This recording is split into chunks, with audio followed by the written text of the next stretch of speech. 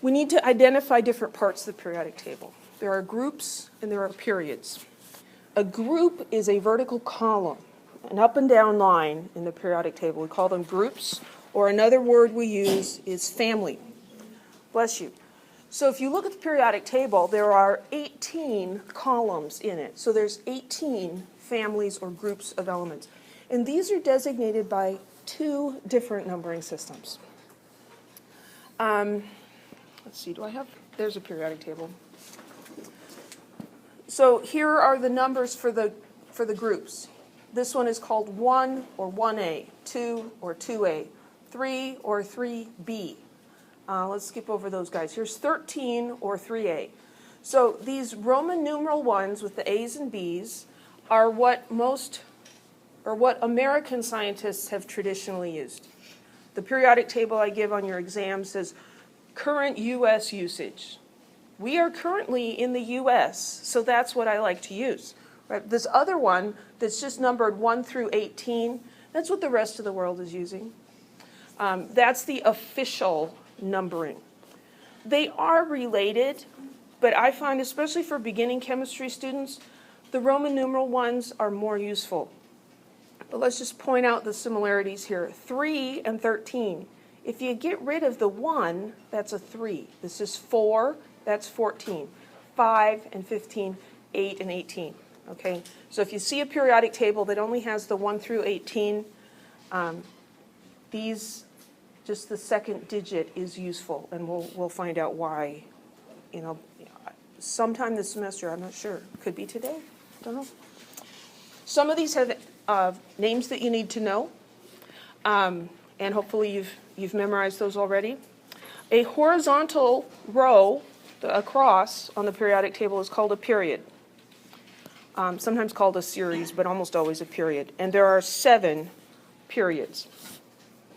So this is period 2, because helium is in period 1. And then hydrogen, have I talked about the baby brother of the element family? Have I talked to you about that? Hydrogen is the baby brother of the element family. What happens with that youngest child? They get to break all the rules, right? And they get away with stuff just because they're so little and cute. We'll find that hydrogen breaks a lot of the rules and patterns that the other elements obey. So hydrogen you'll see in different places on the periodic table. In this periodic table, they just stuck him out in the middle. Sometimes you see him over here, and sometimes you see him over here, because he's the baby brother. But that is, hydrogen and helium is period 1.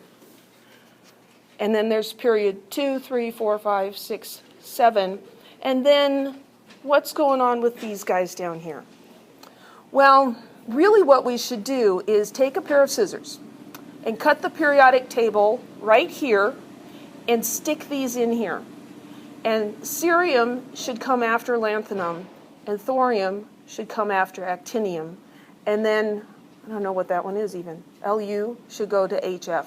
So that will make the periodic table really long and skinny, right? And it wouldn't fit on a piece of paper very well, would it? No. And these elements down here are pretty uncommon elements. We don't use them very much. And so what they did is they just pulled them out and stuck them at the bottom, kind of like an appendix. And then this is the rest of them. But these guys actually go tucked in right there. So we have seven periods of elements. Didn't want to do that.